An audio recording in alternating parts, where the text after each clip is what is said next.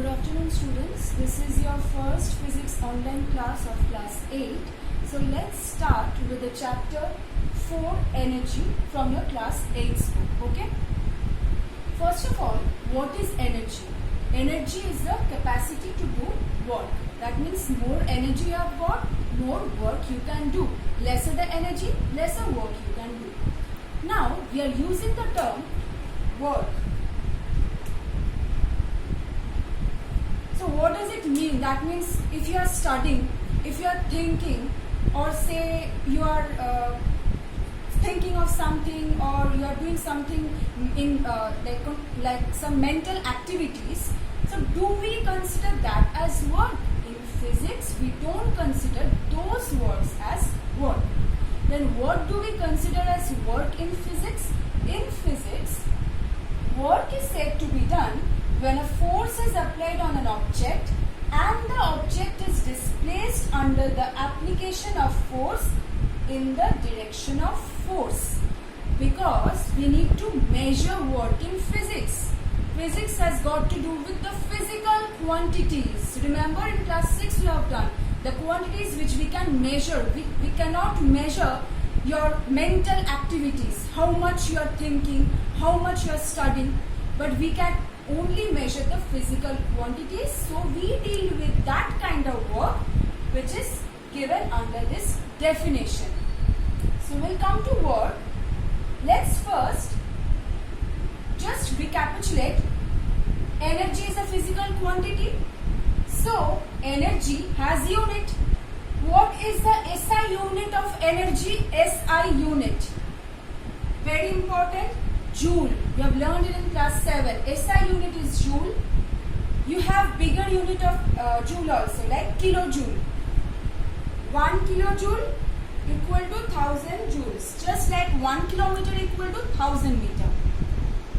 These are the other units. Calorie. For example, calorie is used to measure heat energy. Do you remember this? 1 kilocalorie equal to 1000 calories. So again, kilocalorie is a bigger unit of calorie. Now let's come to work. We have mentioned that work is said to be done when you apply a force on an object. Suppose I want to move this board.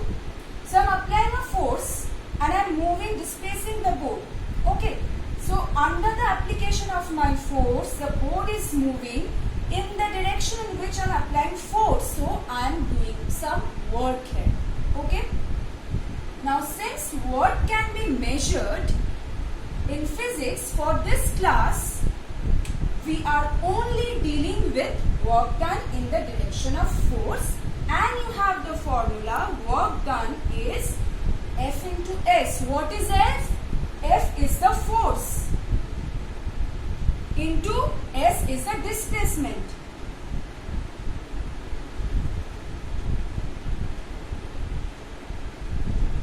Force into displacement. Okay, magnitude of force into magnitude of displacement.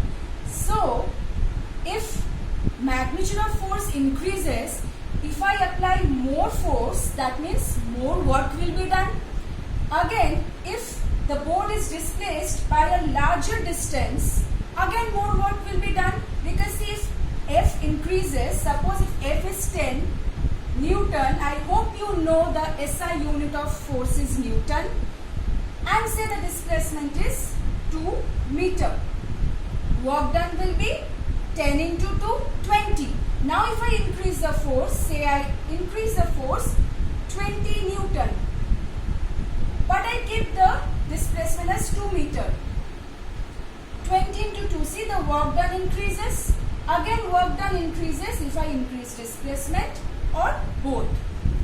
Now see, from this formula can I derive the unit of work? The unit of work is Newton meter. Why? Because see, work done is force into displacement. That means the unit of force into unit of displacement. What is the SI unit of force? Newton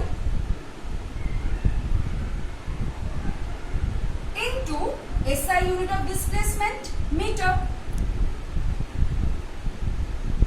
So Newton meter can be written in symbol this, or in short we say Newton meter as also joule in case of work.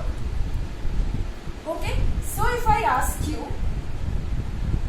1 joule equal to 1 Newton meter, so can you define 1 joule from here? What is 1 joule work done? You will have to say 1 joule of work is said to be done when 1 Newton force is acting on a body, 1 Newton force is acting on a body and causing a displacement of 1 meter, because Newton into meter. So 1 Newton into 1 meter. So 1 Newton force is causing a displacement of 1 meter in the direction of force. Then the work done is 1 joule. Okay. Now let's come to the different criteria for work to be done. See, I have mentioned work is said to be done when a force is applied. Important. If I just stand here and I want the board to be moved, is it possible? No. I have to apply a force. If I don't apply any force, it won't move. Then no displacement, no work done. Okay? Force has to be applied on an object.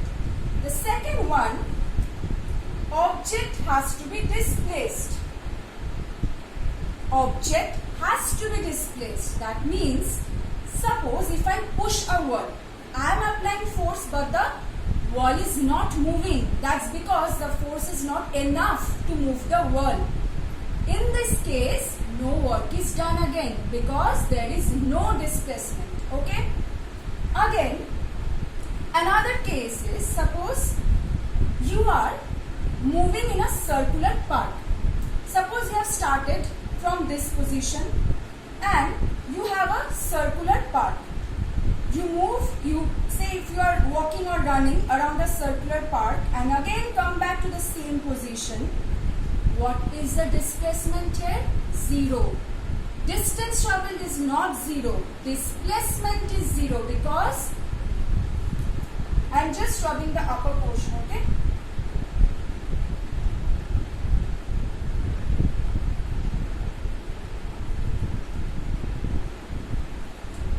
Suppose you start from A and again return to A.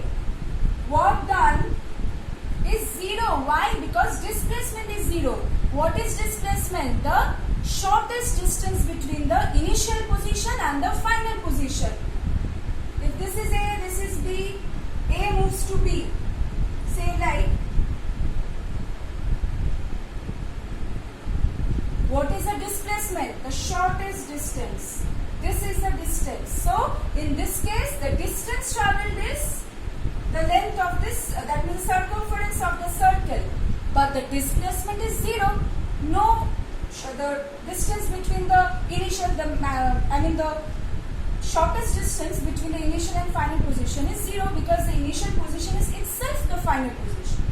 So, in that case also, in a circular path if you move, that case also work done is 0. Again, see, under the application of the force in the direction of force. That means, suppose a man is walking carrying a luggage or suitcase in his hand. Now the man is walking. The suitcase which he is carrying, it is also moving along with him in the forward direction. But can you tell me then the weight of the suitcase? If I ask you the work done by the pull of the gravity. The gravity, that means the force of attraction of the earth by which it will try to pull the suitcase towards itself. It is acting downward. So in this case, basically, see the angle between the displacement and the force is 90 degree. Whenever there is a 90 degree angle, or you can say when the force acting and the displacement are perpendicular to each other, in that case no work is done. Again, you will learn the actual formula work done in class 10. So for then it will be easier for you to follow why in 90 degree we are not getting any work done. For the time being, you just know that this is the case. Okay. So I'll just quickly jot down the points. So see the criteria for work to be done. What are the points? Force has to be applied. So from this you can state the situation of no work done. I am sure you have the books with you, class 8 books. You will follow, there are the points given under situations of no work done. First point, if there is no force, there will be no work done. There should be the displacement of the body or change in shape or size of the body. That means suppose when you give shape to some clay toys, that case also you are applying force and there is a change in shape and size of the clay toy. That means there also work is done. So under this point you have got two situations of no work done. What are those two? First one, when there is no displacement at all. That is, suppose when you are pushing a wall, no displacement of the wall. So basically you can see if S is 0, W will be 0. Obviously, if F is 0, that means this one, W will be 0. Again, for a circular path, if you move in a circular path and come back to the same position, work done 0 because displacement is 0. Displacement of the object should be due to the force applied and in the direction of the force. For example, the one which I told you, that suppose if a man is standing with a suitcase, no work is not standing, rather is walking. No work is done due to the force of gravity on the suitcase because force of gravity acting downwards and the suitcase is moving in the forward direction. So basically the displacement of the suitcase is not due to the force of gravity. It's due to the force applied by the man. Okay. Now this is all about what is work, the definition of work, the criteria for work to be done and the situations of no work done. And in this case, I just forgot to mention you that displacement and force, they should not be perpendicular to each other. Okay? And we have done the measurement of work done, force into displacement, units of work done, what is energy, and then the unit of energy. Okay. Now before we move on to the different types of energy, let's first do a small part in this chapter, which is power.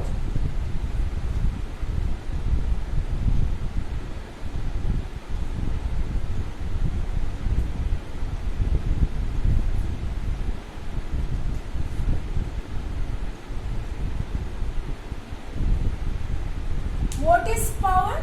Power is nothing but the rate at which work is done. So, can I write P? What is P? Power, capital P. W by T. What is W? W is the work done. T is the time taken. Okay? So, if there are two persons, one can do some amount of work in a fixed time and another one can do more amount of work in that same time, then obviously the person who will do more work in the same time will have more power. So power is nothing but the rate at which work is done.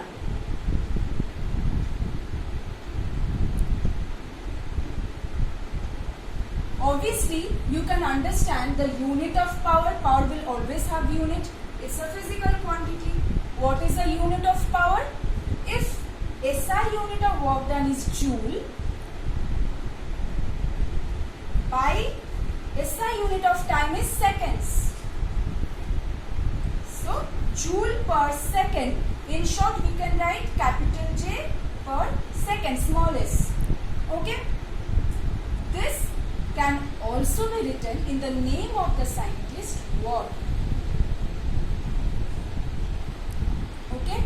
In short, W, capital W. Okay, this is small.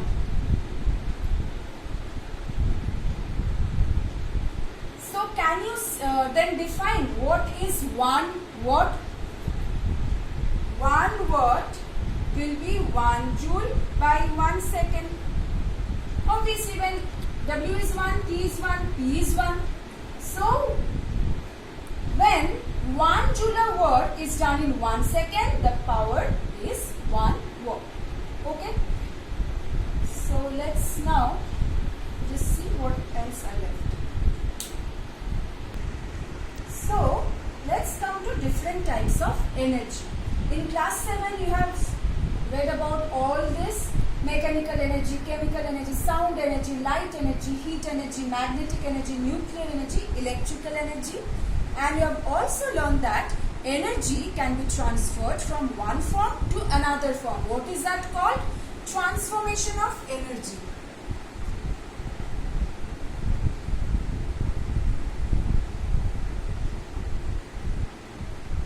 Transformation of energy means that we can transform energy from one form to another form, but total energy remaining constant. This comes under law of conservation of energy. This also you have learned in class 7.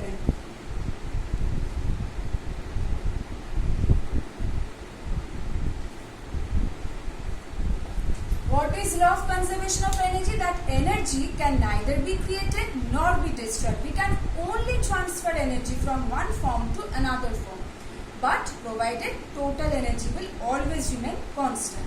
Okay? But in this chapter you will have the different forms of mechanical energy and the different transformations of energy, which you have already read in class 7 also. Okay, so in the next video session we will do the different types of mechanical energy and the remaining of the chapter.